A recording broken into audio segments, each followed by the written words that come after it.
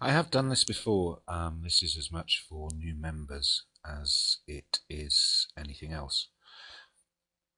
It may also be useful for some of the existing members as well. No rating, however good it is ever going to pick a winner in every race. It's just not going to do it. I mean, there's the margins for errors in everything. Um, there are various different ratings. The bookmakers' ratings are based on odds. Their favourites are their top rated horse, but that's based around a lot of factors. They have an awful lot of more money to throw at things, and also market conditions as well, which we don't have at the time that we produce the ratings. But just as a guide as to whether the ratings are effective or not, and I've only picked four, it's just purely to give you an indication that they are more effective than the odds set by the bookmakers. If you look at this sheet, this shows you, and this is for 2013, there have been 22,500 runs of favourites, of which there have been just under 8,000 winners at a strike rate of 34.67. This is excluding joint favourites. This is basically just clear favourites. Now that would have given you a loss if you'd backed them all of 341 points, and we all know that you can't win by just backing favourites blindly. If we look at the ratings in comparison, from the same time period, the master rating has had 9,300 selections, which means it's knocked out 13,000 of the favourites. 3,677 wins at a strike rate of 39.49%, which is 5% above what the true favourites are doing. You've still got a loss of 179 points. If we come down to the course and code, a 40% strike rate, slightly less selections, and a very small profit of 2 points. Come down to the MSC rating, again less selections, a strike rate of 42.28%, and actually a profit of 123 points. And the speed rating with a loss of 17.15 points. Now, I'm not suggesting that you back favourites blindly. All I'm trying to show you is that the ratings in themselves are an effective filter to reducing the number of losses that you would get from backing favourites. Also looking at the losing runs, you've got a losing run of 20 if you're following something like the favourites phenomenon. Losing run of 16 with the master, 17 with the course and code, 15 with the MSC, and 13 with the speed rating. It applies to all the ratings, but I've only done 4 just as an indication. I'm going to pause this for a second now while I bring up some other bits and pieces. Okay, I've brought up yesterday's sheet, which I've downloaded because it's a lot easier for me to do it. You will see if you go on the Google Docs that each day the winners are highlighted on the main sheet together with the BSP odds. Green for first, yellow for second, orange for third, and another colour for fourth, if that applies. It's easy to have hindsight and go back and say which ones I would have picked and I wouldn't have picked. But it's just an easy way of scanning through it. On paper, Panatone on the main sheet looks a good bet. I'm just going to shoot across to sheet 7, which is the course and code rating. Looking at this, Beacon Lady is so far clear, then Panatone to me wouldn't be a back. Whether Beacon Lady would or not just depends. I'd have to look further into it. Coming down to the next race, it must be a maiden or something. Yeah, it's a maiden auction. There's not much detail there, there's not much data, so no, that wouldn't be anything there for me. Green Earth in the 245 at Brighton. It's not top rated there, so I'd probably give that one a miss. Nothing really there that stands out. The top rated are all over the place. Lightning Spirit, again, they're all over the place. Dayram, well, the odds are too short anyway.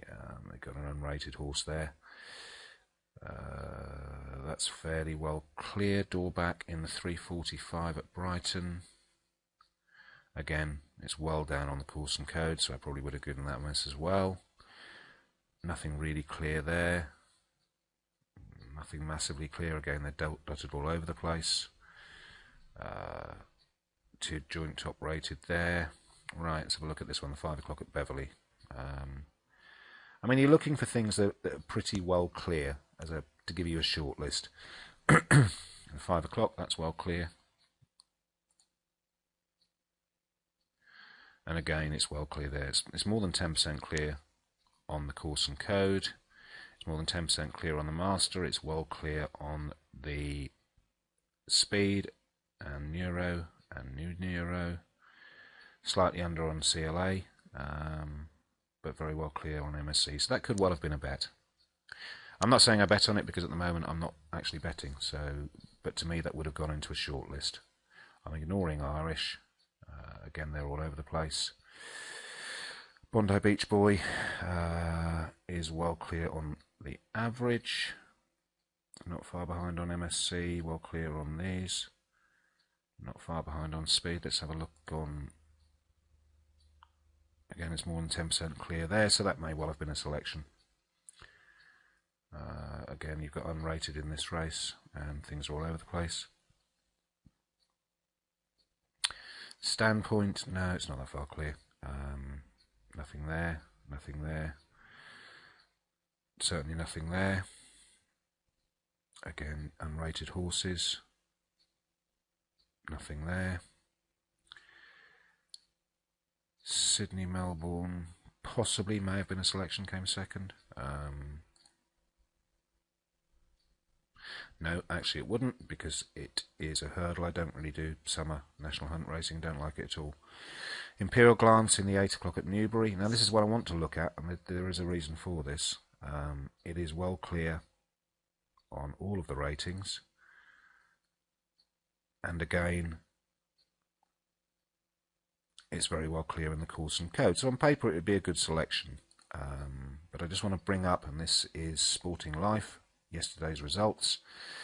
Looking through the card, and we come down to Imperial Glance, good trainer, but you've got an inexperienced jockey claiming £7 on this, so that to me would give me some concerns looking at the other jockeys that he's up against. So bear that in mind, that it isn't just all about the ratings. The ratings may well say that the horse is really well clear, but there are other reasons as well. Coming down again,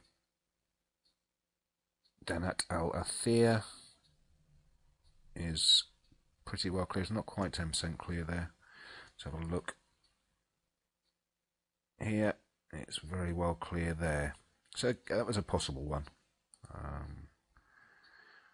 Dashing Dock is well clear.